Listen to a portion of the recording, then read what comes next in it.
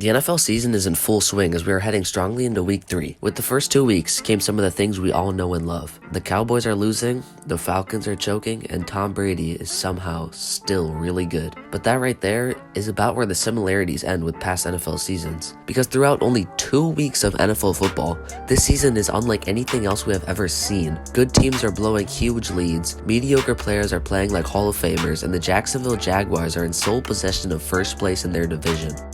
No, seriously, they're in first place. Using numbers and statistics, and some of the craziest facts I've ever seen, I present to you the first 2 weeks of the 2022 NFL season.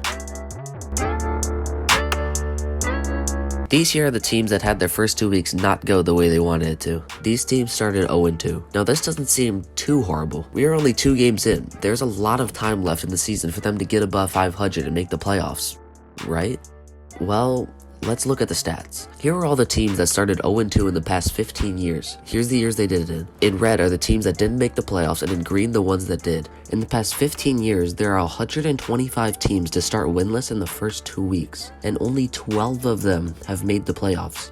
12. That's less than 10% of all teams. The odds are slim. In fact, this feat hasn't happened in the past 3 seasons. Last season, there were 7 teams to start 0-2, and not a one of them made the playoffs. In 2020, there were 11 0-2 teams, and 2019, there were 9. Not a one of them had a happy ending. After week 1, everyone overreacts if a good team loses or a bad team wins. But good teams are good for a reason. Stars show up when it matters most, and all the best coaches always keep their job because they win. Good teams don't lose back-to-back often, and definitely not to start the season. So what does this say about these teams I showed earlier? The Cincinnati Bengals are the defending AFC champions, and they lose to Mitch Trubisky and the Steelers, then bounce back by losing to the Cowboys with Cooper Rush at quarterback. And the Titans, they were the number 1 seed in the AFC last year, and they lose to the Giants? Then, the Raiders, with all those offensive weapons, 0-2, the Raiders have faced 2 good teams, but they have to win one of these first games. They're in possibly the best division of all time, so making the playoffs in this division, starting off at a whopping 0-2 is like climbing up Mount Everest in a Speedo. It's a hard climb. I don't think any of us are super surprised at the rest of these teams starting 0-2, but the Bengals, Titans, and Raiders, this start might just be, already, the end of your season. Actually, it is much more probable for a team starting 2-0 to not make the playoffs than it is for an 0-2 team to make the playoffs. Last year, the Broncos and the Panthers both started not just 2-0, but 3-0. Multiple sources had the Panthers with Sam Darnold in the top 10 teams, and others had the Broncos at 12. And even Colin Cowherd fell for the recency bias because this man put them as the 4th best team in the league after starting 3-0. Then, the Broncos finished at 7-10 and last in the division, and the Panthers proceeded to only win 2 more games and finished 5-12. Okay, all of these teams here are currently 2-0. Once again, in the past 15 years, there have been 125 teams to start off 2-0. Out of all of these teams, 75 of them made the playoffs. 50 did not, making it a roughly 60% chance you make the playoffs. So starting off 2-0 doesn't mean you're locked in for the playoffs, because 40% of these teams that start off looking good mess it up. I mean, we're only 2 weeks into the season, and these games already have big implications for the rest of the year. Not even a historically good team like the Packers can be consistent in the first 2 weeks. In back-to-back seasons now, Aaron Rodgers and the Packers have been blowed out in week 1, then bounce back and win easily in week 2. In 2021, the Packers lost to the Saints 38-3, and Aaron Rodgers had his worst passer rating of the season by almost 30 points with a 36.8 rating. Then, the very next game, they blow out the Lions 35-17, and he has his 2nd best passer rating of the season with 145.6. Then, for this year, it's eerily similar. They lost 23-7 to the Vikings in a game that was never even close, and A-Rod had a rating of 67.6, and then, the very next game, he rates at 131.1, and they win quite easily against the Bears 27-10. Yes, the first year is more of a contrast than this year, but in back-to-back years, the entire NFL fan base was doubting if Rodgers can still play or if he's getting too old for this. And for this year, everyone is thinking that Davante Adams made Aaron Rodgers good. But no, come on. The great ones don't start 0-2, and after being outscored in week 1s in the past 2 years by a combined 61-10, Aaron Rodgers is still a bad man.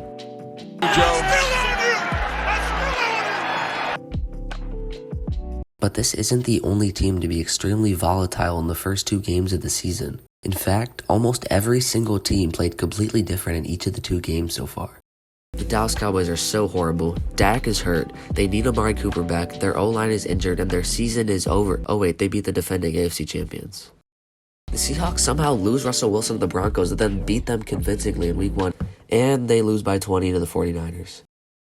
Okay, but the Colts, they have a former MVP at quarterback with Matt Ryan and one of the best running backs in the NFL. They should be just about as good as they were last year, not much changed, and they start 0-1-1 facing the Texans and the Jaguars.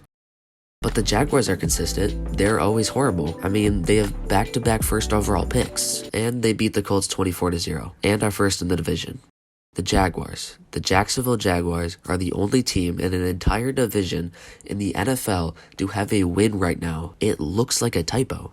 But wait, the Vikings are good. They were in control the entire game against the Packers. Justin Jefferson led the league in receiving yards week 1. Their defense looked great, and Kirk Cousins made no mistakes. And they lose 24-7 to the Eagles. And Darius Slay had more interceptions than receptions allowed on Justin Jefferson. I mean, it's just ridiculous. It's not even Doctor Strange could predict this shit, and it only gets even crazier. One of the longest running records out there is the Browns just being the Browns. They never win week 1. Before this year, they haven't won a week 1 game in 17 years. Second place all time is a 9-year drought of not winning in week 1. Then, this year, that luck turned around.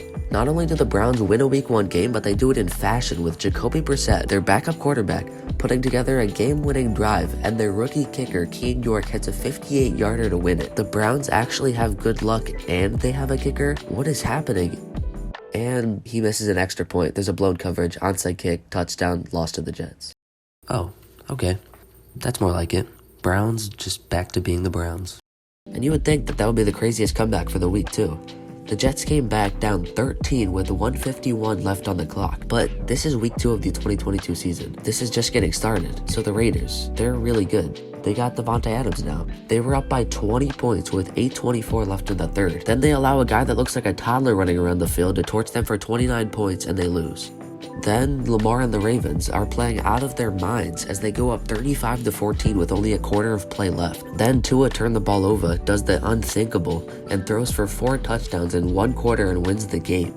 Mance ended with 469 yards and 6 touchdowns in an all-time performance. All in a singular week. The Browns had this lead with 113 seconds left and blew it. The Raiders had this lead and they blew it. And the Ravens were crushing and still blew it because Tua is just built different apparently. Going into the season, there was not a single person who would predict Tua to lead the entire league in passing yards. And even if there was one person who predicted that, who predicted this? Tua, Carson Wentz, Joe Flacco. I would think this is 2012 with seeing Flacco here, but Tua would have been hitting puberty at the time, so yeah, this is a real list made in 2022. Those are your first 2 weeks passing leaders. Although unpredictable things like this happen, the best teams usually still come out on top, because throughout these absolutely crazy first 2 weeks that had a lot of volatility, there is one team so far that sticks out, one outlier, one team that so far looked like a man amongst boys on both sides of the ball. I present to you the Buffalo Bills. This team has a point differential of 52 in 2 weeks, 31-10 against the reigning Super Bowl champions and 41-7 against the Titans, who had the #1 record in the AFC last year. Here's the last 15 Super Bowl champions represented in dots. Put them on a graph and it tells a story. On the left is the points they scored, and on the bottom is the points that were scored against them. The higher up you are, the better the offense. The more to the right you are, the better defense. The 2009 Saints scored 93 points in their first 2 games and only let up 49, which means they had a plus 44 point differential. And the Packers were the second best with a plus 34 differential. Then just a few years ago in 2019, the Chiefs scored 68 points in their first 2 weeks and only allowed 36 points. Keep in mind, all of these teams went on to win it all. And here, right here, is the 2022 Buffalo Bills. They scored 72 and they allowed 17, had the biggest differential of plus 52 in their first 2 weeks, better than all previous Super Bowl champions. It's ridiculous how dominant they have been. Going into the season, they were the favorites to win it all. And let's just say, through 2 games, they are pretty well on their way. And to address the medium-sized elephant in the room that some of you may have noticed, the 2007 Giants. They kinda stand out, and not in a good way. I mean, they had a minus 32 point differential and started out 0-2 in the 2007 season. And later that year, they ended up winning it all against the 16-0 Patriots. So I know I said a lot about these first 2 weeks, but don't overreact too much, because weird things happen at the start of the season, like the 2007 Giants, who are a part of the 10% of teams to start 0-2 and make the playoffs, and are a part of the 3 teams of all time to start 0-2 and win it all. If you ever find yourself jumping to conclusions at the start of the season, then think of these 3 teams. And remember, there's a lot of season left, and the craziness has just begun.